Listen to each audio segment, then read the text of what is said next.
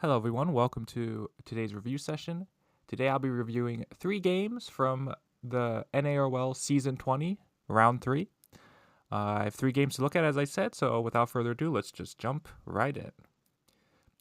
Our first game is between ravenofwinter 11k as black versus Chloe as 12k as white. We get a pretty standard opening. This is fine. This is also fine. You have to always remember that Sente moves are almost always Sente. And if P17 is going to be Sente, which it's big enough in a lot of cases to be Sente, our shape already gets a little over-concentrated. So that's why usually you want to play all the way over to K16. Yes, this means there is some Aji for black to come in at M17 at some point, but when black kicks, we now have our 3-space extension from 2 stones, so our shape is perfect. It is not over-concentrated. So again, you got to weigh these options of, is leaving the Aji better than not leaving the Aji, but I'm making Sente, or the kick makes me over-concentrated. These are the things you got to think about when you're playing. So, yes. Black goes there. And so black is playing a Moyo game with this kind of move, right? And that's totally fine. White goes here, but again, when you're playing a Moyo game, you want to focus on building your Moyo. Now, of course, you don't want to put all your eggs in one basket, but you want to play in a style or play in a way that supports the style you are playing. So when black plays on this side, black is almost ignoring the fact that they were building a Moyo.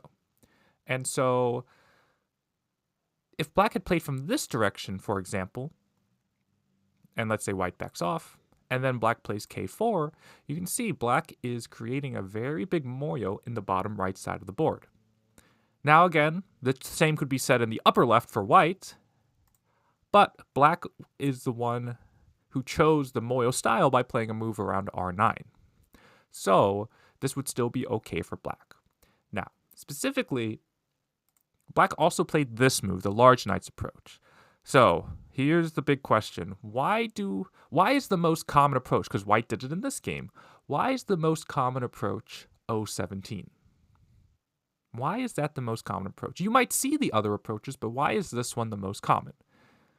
Now, if someone's told you or you've read a textbook, they will often say because it puts most pressure on the corner. But what does that actually mean? So, because for example, if white had done this, doesn't this also put pressure in the corner, right? The 3-3 is still open. Same thing if I play a 2-space high, right? The corner's still open. So what does that actually mean? So it has to do with the variations that come up from the corner variation. So for example, let's get to the game. When black plays here, and let's say white just backs off, and let's say black plays at the 3-3. Well, let's say white wants to keep black separated. Play there, white blocks, black will connect. White has to worry about the clamp, so white's going to fix. And how's white going to fix? White will probably just play the tiger's mouth, right? So black's going to get sealed in, but look at white's outside. White's outside is very strong. It's very strong. It even has good shape at this tiger's mouth, and black's stone at C7 is in a pretty bad spot. It's pretty weak. Okay, so what about if, I don't know, we play from this one, right? Same thing, same idea. We do this, white makes the tiger's mouth, and again, our stone at D7 is kind of in a funny spot. But what happens when we play the knight's approach? Well, now, if we do the same exact sequence, where does white have to fix? White has to fix at C5. And now if you compare the shapes, white's shape is much worse, and even this stone at C6 has better follow-ups with moves such as A6. And if white just, let's say, simply goes down to keep black separated, black would still be able to extend and use those stones at C6. So this is what they mean when they say the knight's approach puts the most pressure on the corner. And even if, because we see this in the game in the upper right actually, even after the kick, there is still Aji in the corner because this threatens to connect under. Whereas if you play this move, and white, let's say white still plays at c5, this is technically the kicking move, but it's just not a kick. Black backs off, let's say white goes here. This move does not threaten to connect back to c7. So that's why even after the kick, the corner is more vulnerable. So that's why in a lot of cases, you want to play the normal knight's approach, and you need a very good reason to not play, or to play another one of the moves, possible moves. But okay, black extends, white goes here, and then black comes in. So again, if you think about black's game plan early on, this is going against what black is trying to do. Black is creating a moyo on the right side, but is invading not only the left side, but the top. And through experience, you'll come to understand this better or get a feeling for this better. But I just have a feeling that since the left side is still not alive, at any time white can slide under and take out black space. This stone up top is obviously not alive. White can not only attack this group, but also attack the left side, and in the process will be able to invade black's right side. And so that's why even here, black should just keep trying to build the moyo. Whenever you have a moyo game like this, you want it to view it as a game of chicken. Whoever is the first one to come in first usually is the one at a disadvantage, I should say. So black goes here. Now, if you're going to invade, you want to look for a few things. So first off, when you're invading a space, you want, at best, 3 directions you can go. If you only have 2 directions, that's a little bit better, but still not great. And if you only have 1 direction, that's when things get dicey. And let me give you some examples of what I mean.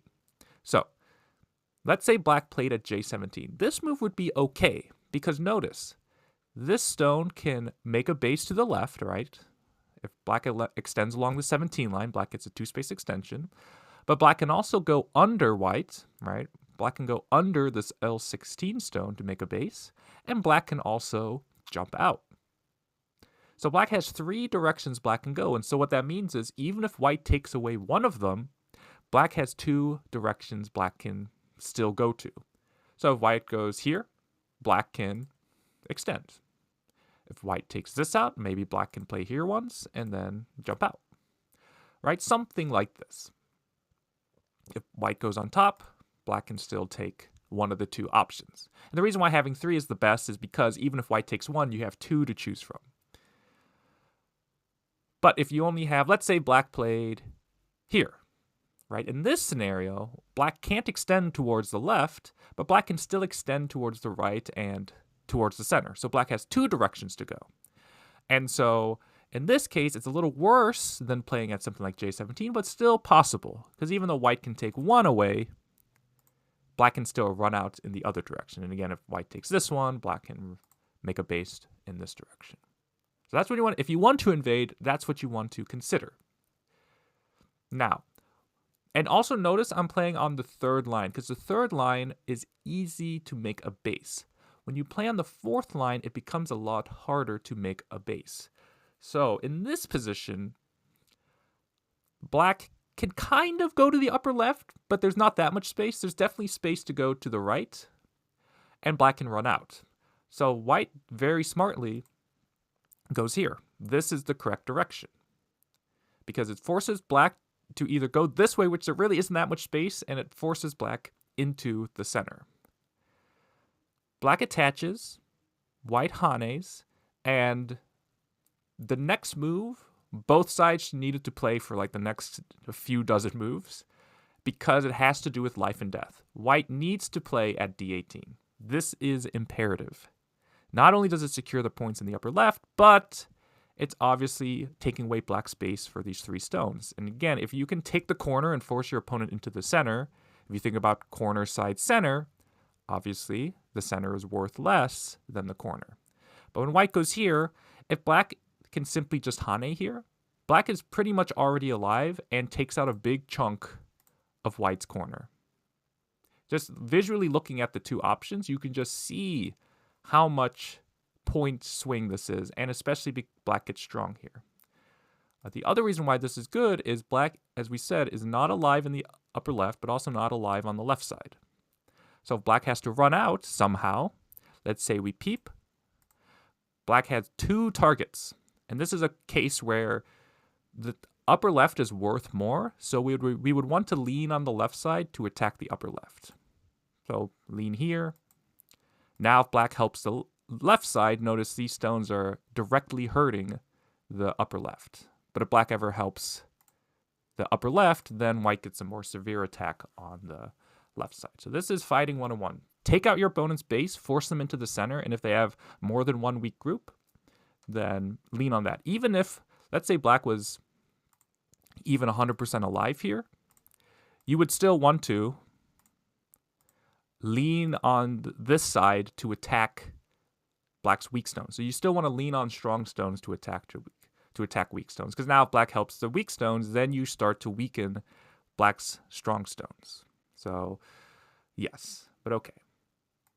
So black kicks, white went here, black kicks, black plays here. And in general, you don't want to play if your opponent is on the 3rd line, you don't want to play a stone on the 4th line, because at any point, and white gets this move later, you can play it K2 as white. So if you want to play on the 4th line, you generally want to just shoulder hit and go all the way, because it's more forceful. And generally speaking, if you're playing for a moyo for the center, you want to be as forceful as possible, because it's harder to surround the center, so you want to try to do it in sente. Otherwise, just play on the 3rd line, and now you can't be undercut. But white plays this 3-3. Black descends. This is fine. White goes here. Anything you do, black, N18 is a great move, but you needed to keep white trapped in the corner first. So whether you play this one and white has to live in the corner, then you will still get N18. But the key is you're keeping white out of the right side for now. You could play this one. This also does that, right? Maybe white can play this variation, but now white isn't alive on the right side, and now you can attack the right side. So you really want to keep white into the corner. When you play this, white smartly plays R13. This is amazing. This is a very good move. Play there. Clamp. I like this for white, leaving it. This is a very big move to get. I will just say white, here, if you're going to ignore the Atari at Q17, you may as well ignore the capture as well. Just do something else. White plays there, though. Black Ataris. White attaches. Yeah, attaching is okay. It is okay. Again, you do lose some Aji because this is a 4th space extension. There is potential to invade later, because black, now that you have stones here, black is very weak. But it's okay as well to do this, I think. Play here. Black jumps. You jump out again. You want to, because if you just jump out and black takes the points in the corner, J15 is actually quite over-concentrated. So that's why you want to force black into the center, and then if black has to run, then you can play out like this. Playing there, turn, cut, great timing. But right here, this is a very important concept, is when you capture these stones, it is Gote, right? Black gets to Atari, and you get to save. But if you go elsewhere and black captures, it also is Gote, right?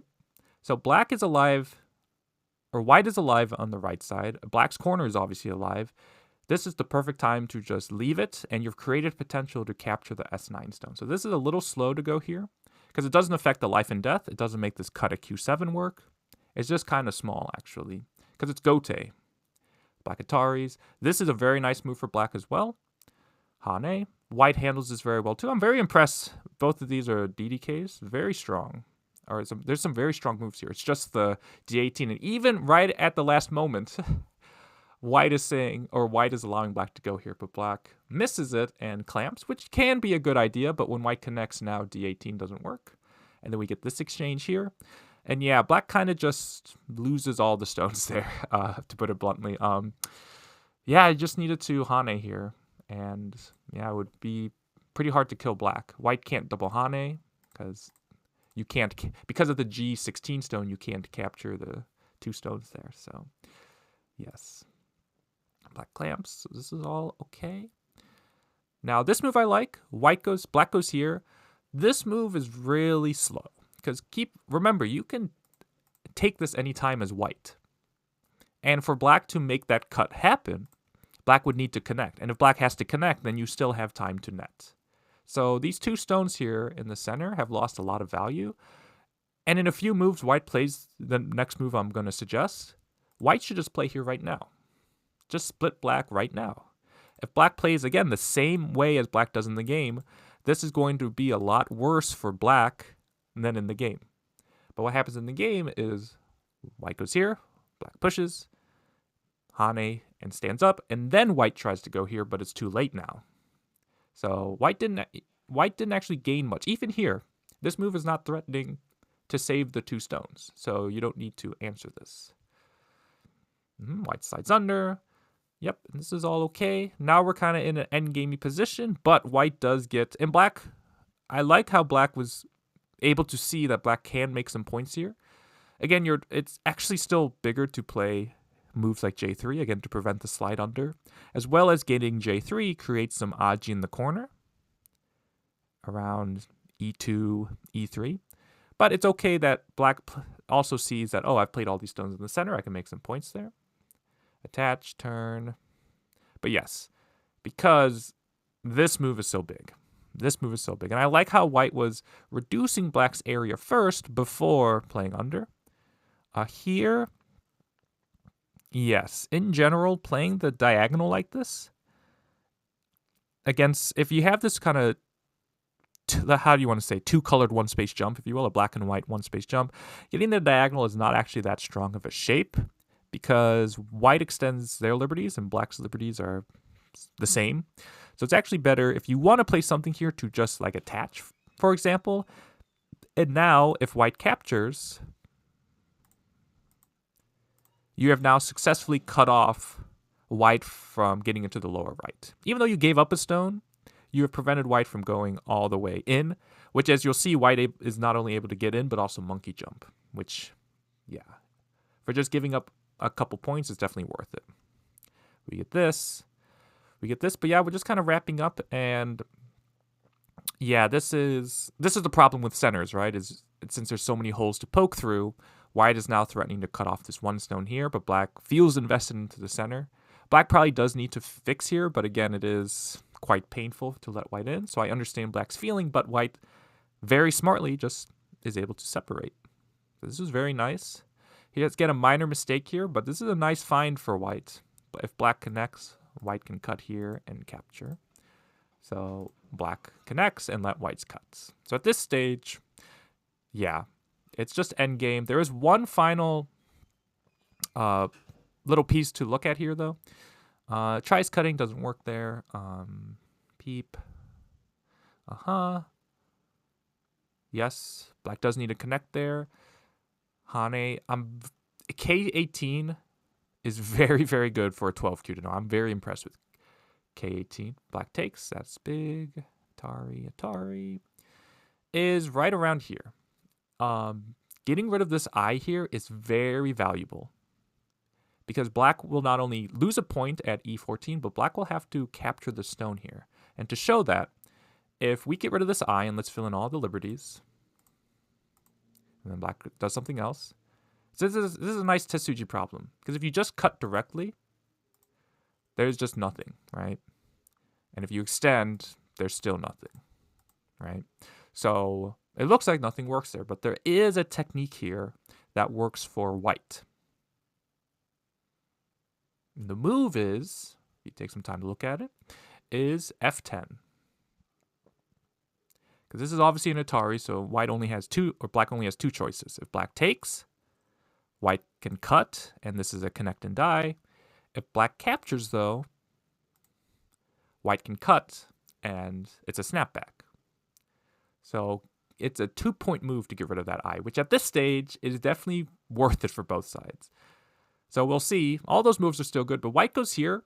I think white was trying to get rid of the I, but when black can go here, white cannot take out the I at F13. So black was able to make the I there. So it would have been better for white to just poke out this way. Because remember, this cut here doesn't work when the G17 can get captured at any point. So, yeah. And remember, white has to play g17 anyways because white's going to run out of liberties. So even if this happened and white has to take, black will need to fill. So, yeah. But both sides kind of finish up. And I don't remember the exact score, but the left side just got way too big. And, yeah, white by 44.5. So I think for black, if you're going to play a certain style, like early on, if you're playing like a Moyo style, you really want to play in a way that complements that. You don't want to start making a bunch of groups where your opponent is strong. Because as we can see, because of that, white was able to come into black's right side. As well as thinking about when you're invading, making a base and keeping your stone strong, or how to keep your stone strong, I should say.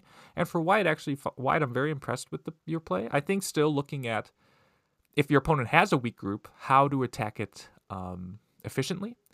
And yeah, besides that, I'm very impressed actually with how you handle the right side was very good. Giving up the 3 stones here, giving up the few stones in the corner was very good. Cutting off the left side. Yeah, white, I'm very, very impressed. Especially for 12k, you're going to get much stronger very quickly. So yeah, that's it for game 2 though. Let's move on to that's it for game 1. Let's move on to game 2. Okay, we're back, and we're here with game 2. So let's jump right in. We have Sharkanimal, 9k as black, versus harvei, 9k as white. And we get I was going to say a very standard opening, but then we get, I guess nowadays it's common and, common now, but it's definitely an AI-influenced move here, the early 3-3, which is fine. We get this, and then we get this move. So in general, if your opponent plays this move, you want to just play G2. You just want to play G2. Yeah. You just want to play G2, and I'll show why. This is also playable. This is playable, but black's move here is a mistake. And the reason it's a mistake is black still has a weakness at F4, right? So if let's say black just hanes and gives up, or gives up sente, I mean, white can peep here. And if black has to connect, at some point, again, maybe black doesn't answer this immediately or answer it directly, black would probably have to answer at some point, and just that shape there should just look horrible, right? But for example, if black goes here, this threatens to cut. And so this kind of shape would be much better. Now, where black should play is this hane here at E2. Because notice it forces white to cut, and now black doesn't have any aji for peeps. So black's shape is a lot more solid. And at this point here, no matter how white plays, black is going to get a good result locally. Because right now, white needs to protect this cut at G2. Now white can play at G2 to fix it, but then black gets this hane. And white now cannot block at B2. So white has to go here and black Ataris. Black's already gained a lot here, even if black just goes elsewhere.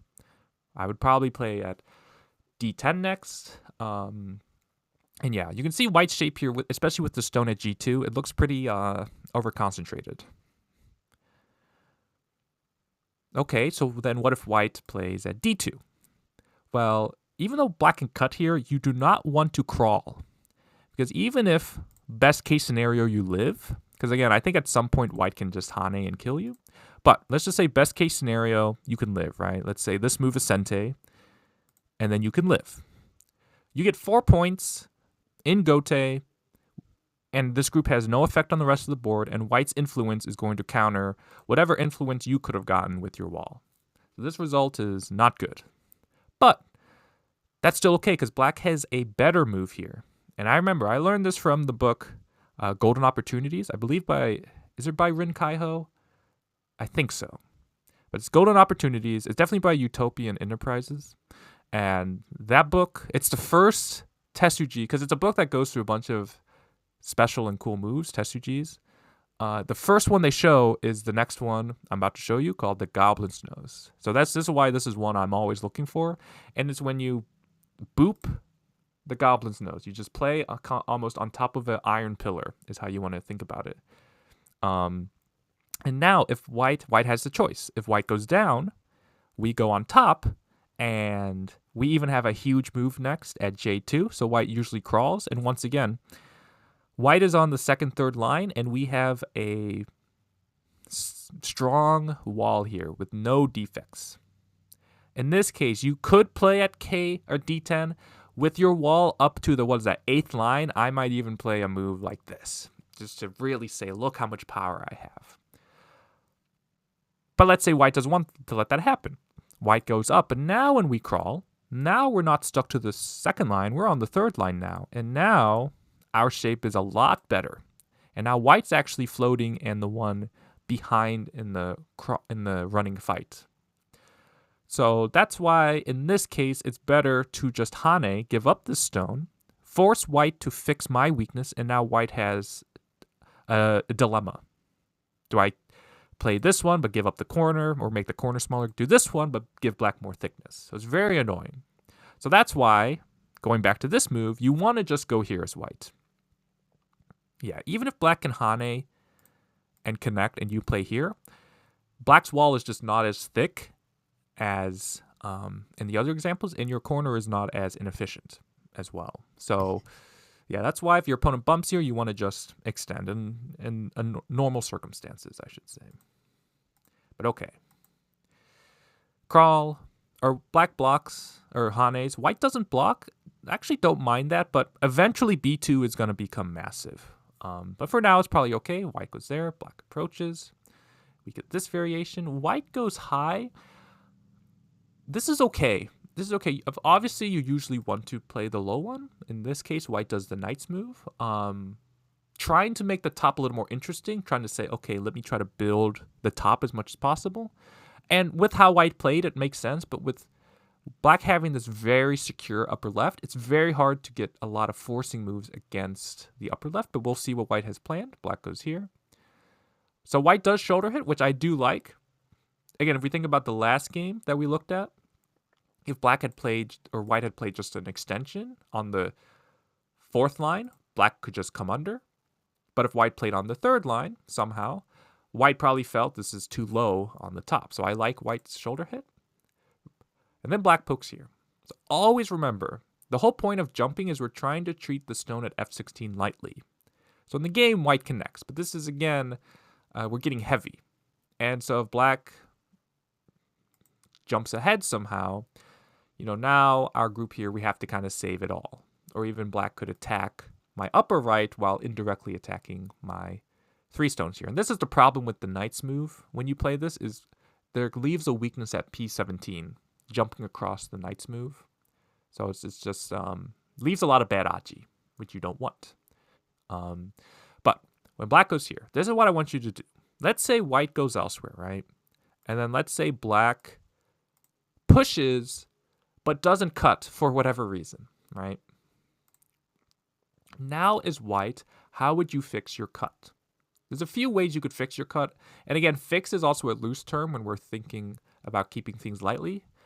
But we could play H15, we could play J15, we could play H14, and in some cases we could play the tripod at J14, right? These are all the ways to fix our cuts. So when you're thinking about fixing this peep, imagine your opponent has already pushed but not cut you. So in this case, this is where you want to play H14. This is a much more efficient move that isn't caring about every single stone. So for example, if black pushes and cuts, like this, we will happily let black capture 1 stone using 6 of their stones, right? As we get a very nice outside. And yeah, it's just even if black like threatens to cut through and like trying to force us to connect, that's not sente. Look what happens to the top of the board, right? If black takes the 1 stone here, look how efficient our top is now. So yeah, if this is a very common sequence, you will start to see this in about almost all your games with the shoulder hitting a 3rd line stone, is whenever you jump, whether black did it this way too. You don't want to just connect. You want to imagine your opponent has pushed, but hasn't cut. And then you would fix from there. So in this case, again, I would go here. So, yep, that's how you want to handle that. So here, white got heavy. Black just slid under, and then white goes there. And again, white does need a support stone, but again, this is now actually not that many points because black is undercutting all of white's 4th line stones, but that's okay. Black goes here. This is, you generally don't want to do, I was just talking about shoulder hits, but this is actually an armpit hit, right? If you want to think about it that way, where it just strengthens white's corner. And after this, black felt the need to add a stone. And there probably isn't need to answer, but that's where you just want to back off like this. Because again, if white kicks, it still leaves a weakness at R5. Whereas you have no weakness in your shape. But if white never plays that move, then you can always just come in deeper. So the only reason you would want to play this move is looking for sente. Like you play this and then leave it. Do something else. Otherwise, the left side is much bigger than the lower right. So just playing a move here is very big. Because here you ended in gote, and white got to play on the left side. Now, I'm going to show a move that right now won't make sense, but hopefully in 10 minutes it will make sense. Or what I'm about to say will make sense. It's right now, black, if you want to get into the lower right, do it while it's empty. Play in the lower right while it's empty. You want to create the aji while the board is empty. Because what happens later is black tries this, but it's way too late, and white can play differently because white has so much strength nearby. But right now, while the board's empty, white has to play a different way. But it's not going to affect much how white's going to play in the center. So even if white just stands up, this creates a lot better aji than when you try to do it later. But again, this will make more sense to anyone who didn't play this game as we get later into the review. So black goes here. This is perfect. You're pushing white towards your thickness, but then you play from your thickness. So again, you have your wall here. You want to keep, and to be fair, this is actually a very nice extension for white to choose, because even though you're pushing white towards your thickness, it's still kind of far from the thickness. But even still, I think this is probably still a better direction. There is actually some case to say to go this way, but again, it's kind of against normal logic. So I don't mind this move. What you don't want to do though, black, is make white stronger, especially if you look at this board. There's not much going on in the center. The center is quite empty, right? So if anything, this move is so big. This move is so big. Because even if white ends up connecting, if you end up getting a move around K3, this corner, lower left corner, is not alive for white. So again, this move is quite big. But beyond that, it is quite, again, it's too far to really attack the left side. But this is where, notice white played a large knights here. I would be leaning this way. And again, if white tries to help this side, right, let's say something like this happens, I can now separate off these 3 stones. Remember, white got heavy with these 3 stones. So, yeah, I would try to separate off these 3 stones, and now using this E12 stone to keep white separated.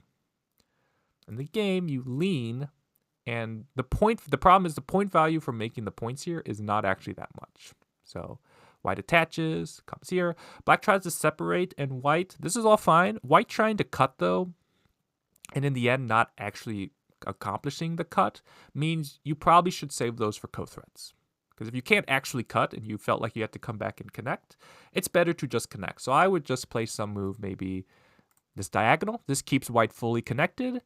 And again, it's hard to see how black can use these 4 stones here to make any points. White pushes, does this, and then white plays here. This move is okay, but always keep in mind when you have a very strong position in the lower left and the lower right, you want to dream big almost. You want to think to build this as big as possible. Whereas this one's almost kind of limiting the growth of the bottom side. But it's still an okay move. Black caps. And then white tries to separate. White goes there. This is okay. Play this there. I actually really like white's next move. Yeah, I like this move. This protects against both elephant eyes, so I don't mind it. Black goes here. Again, this is a strange move because you can separate here.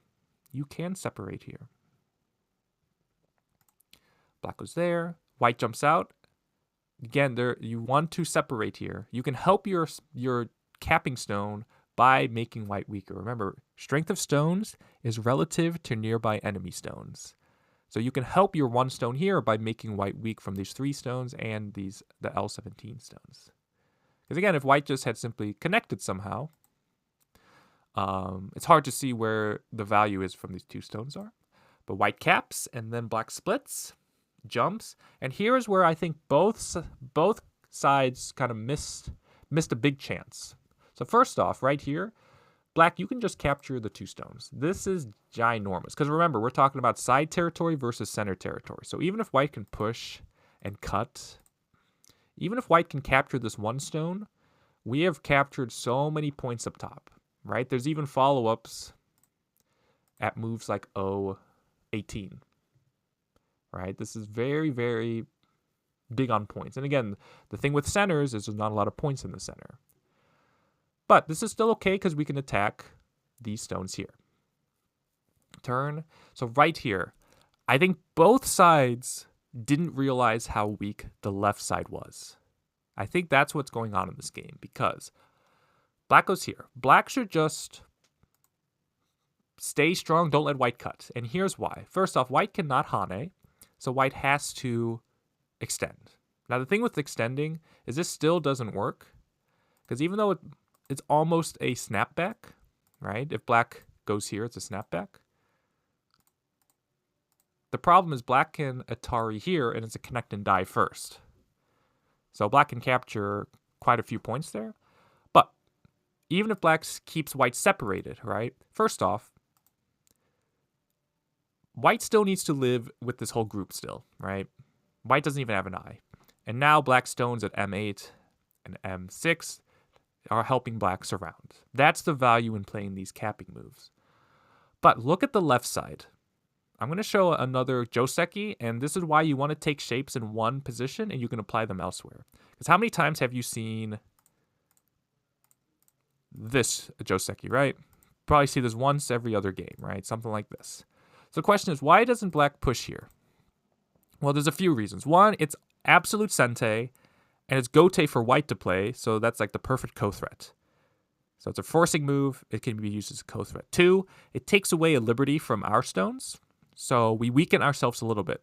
But there is a third reason, and it's because if we get a move around H3, if we haven't pushed, in some cases, instead of pushing like this, we can peep here.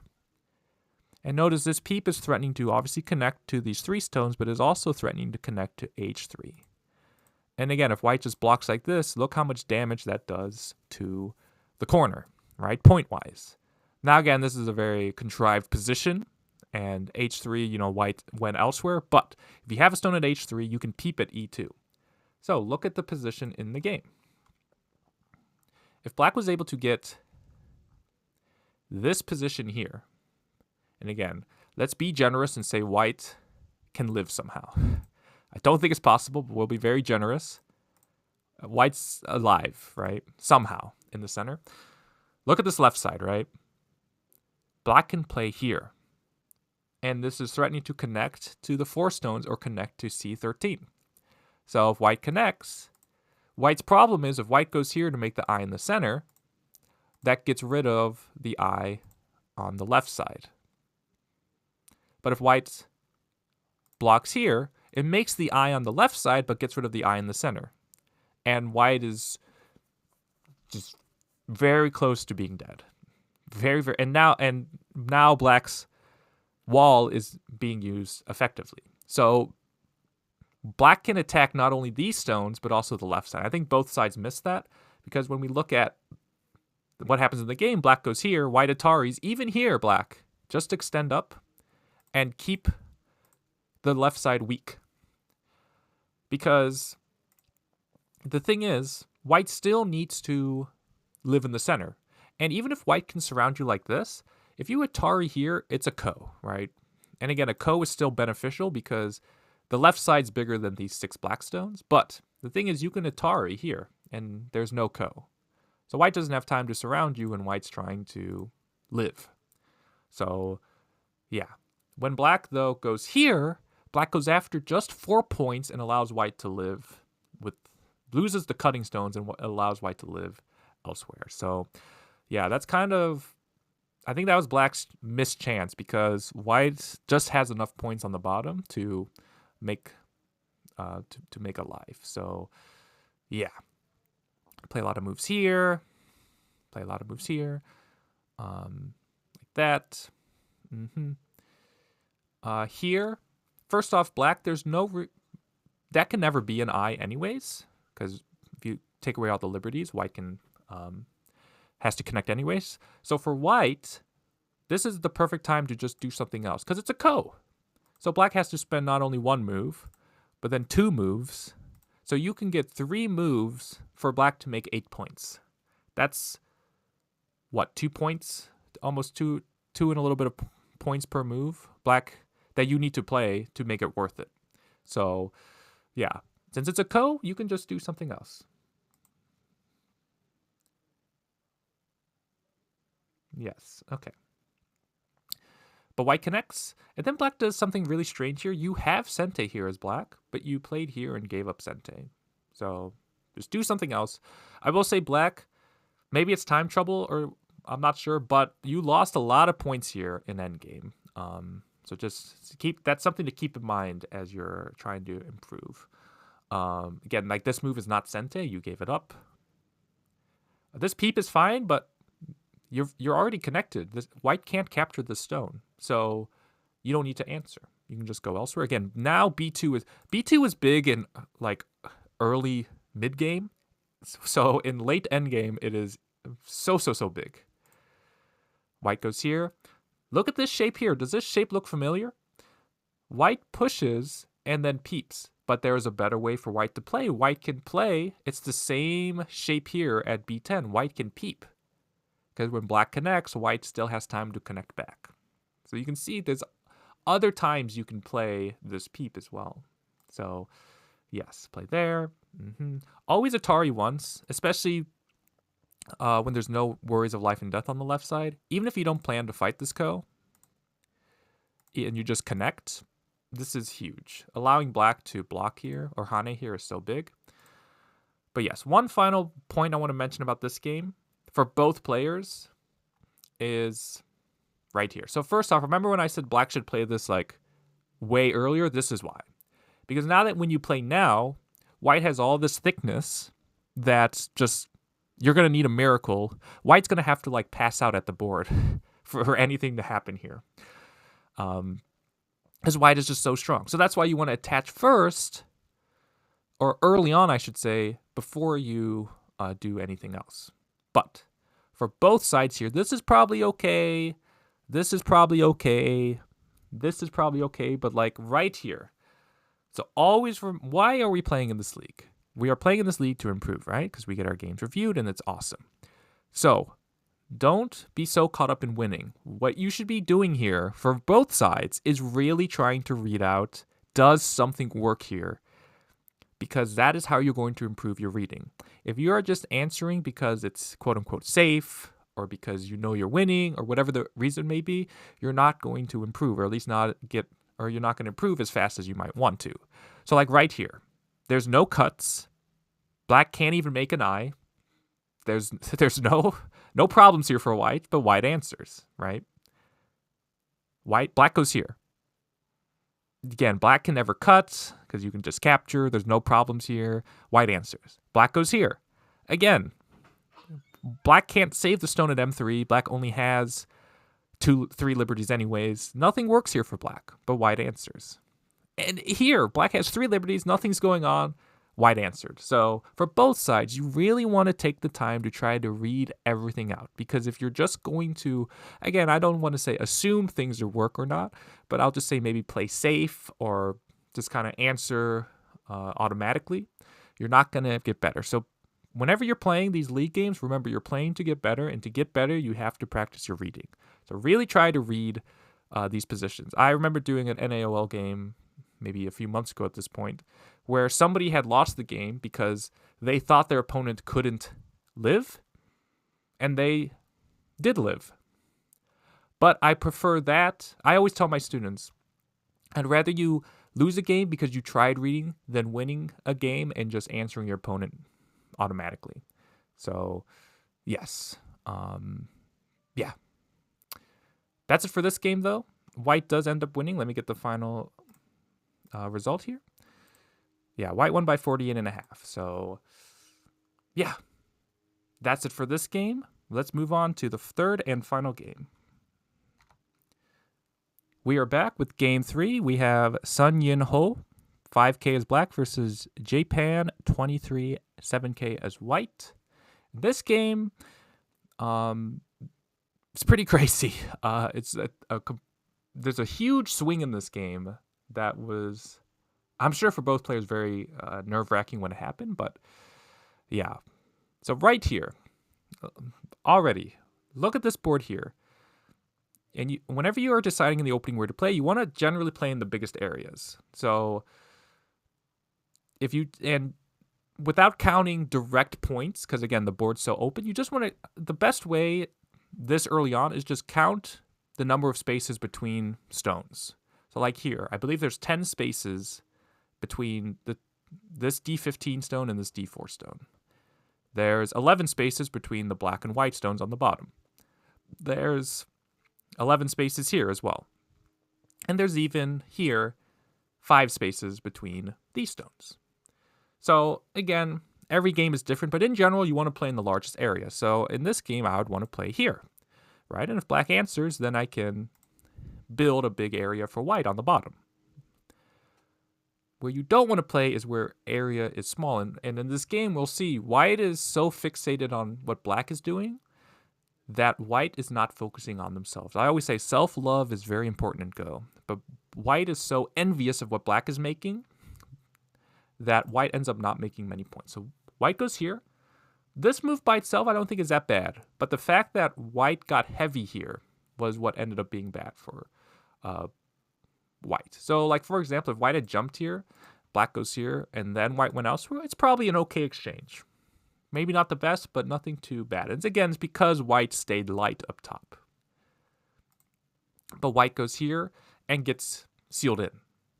That's where white has the problem. And again, white ends up being able to live here. And again, you actually usually want to live like this.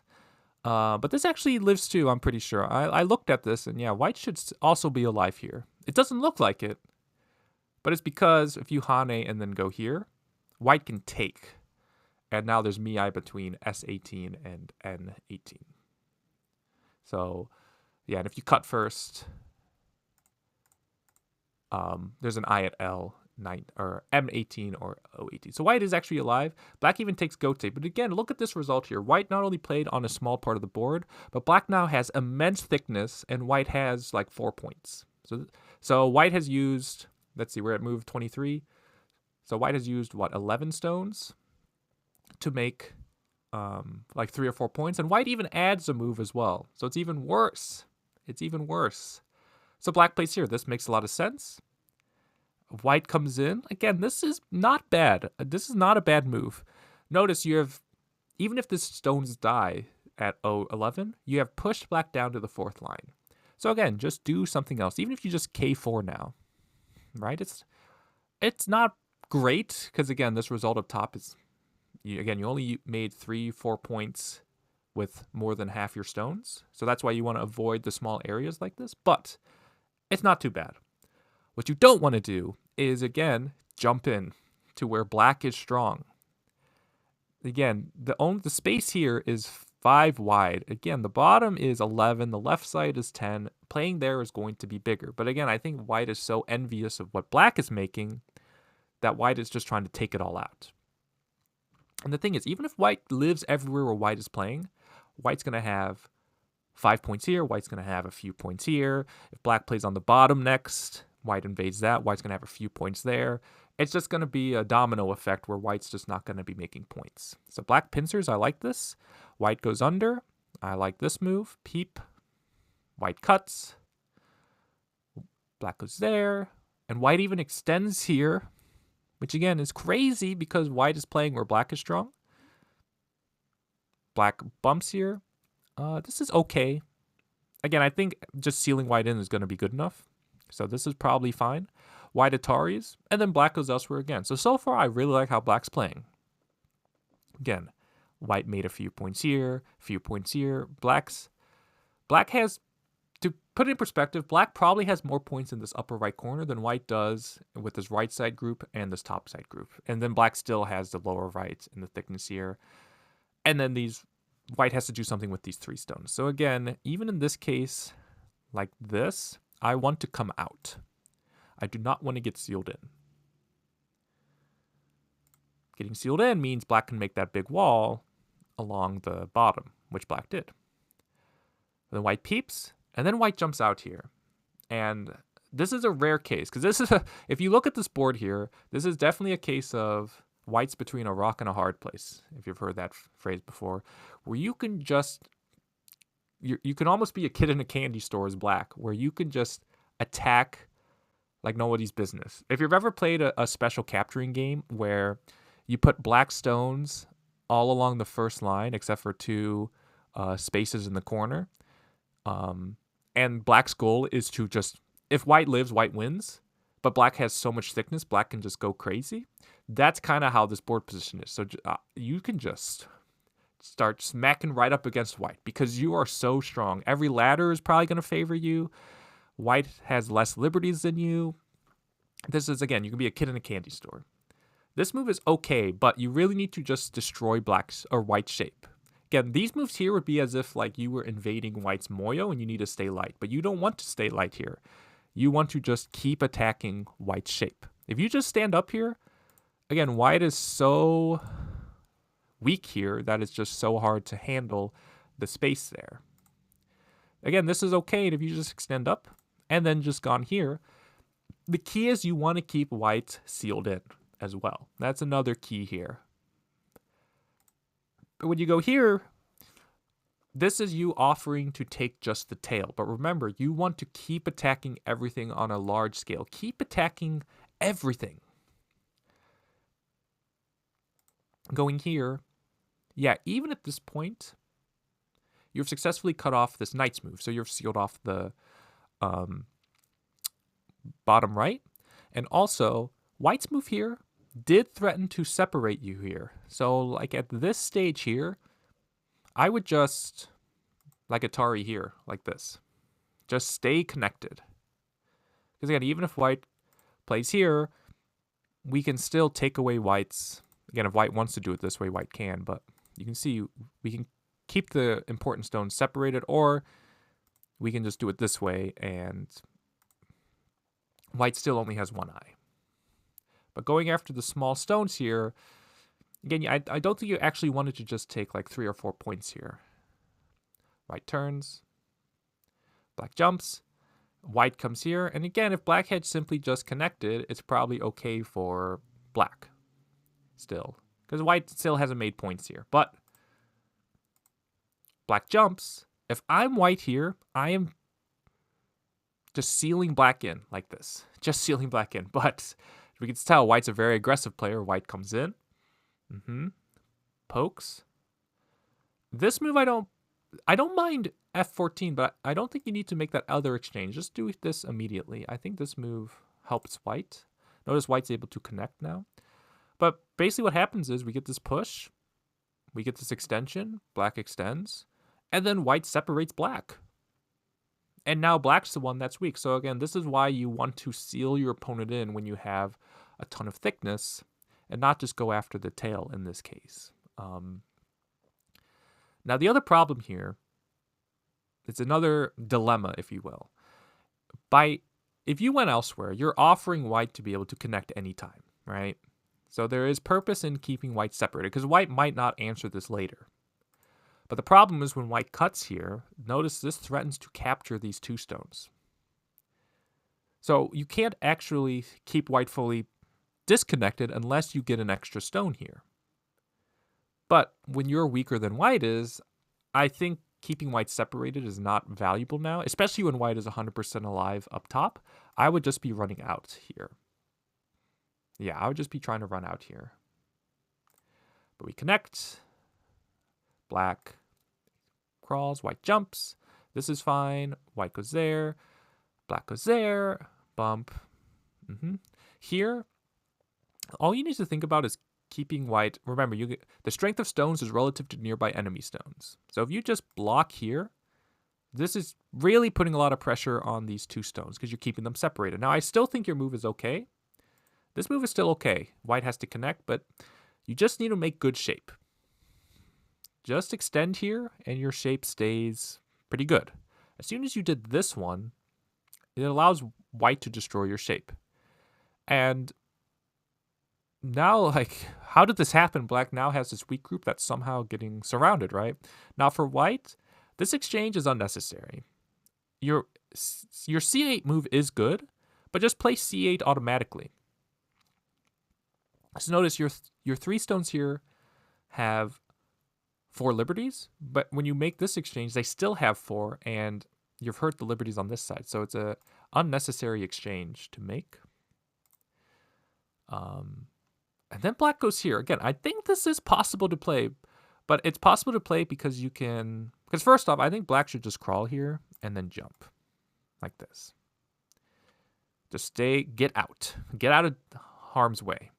Remember, whites actually let you bleed into their left side, and in the process, you have reduced it, actually. So when you go here, you allow white to surround that stone, which is in turn helping white surround you here.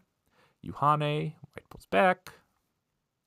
Yeah, this is also true. You can hane here first. No matter what white does, you can still get this hane, and you're going to get a better... White's shape is going to be worse, because if white plays this one to protect the cut, you now get this Atari, which means later there's a squeeze at B15 possibility. If white just cuts, though, you can squeeze like this. And if white connects, it's still a better exchange than allowing white to make this shape. In some cases, white can hane here first, but in doing so, this would allow you to connect back to your C6 stone. So white doesn't want to do that. Yeah, black crawls, plays there. Blocks, and again, if black just does anything that lets black come out, like, black is still going to be okay in this game, despite getting horrifically under attack here.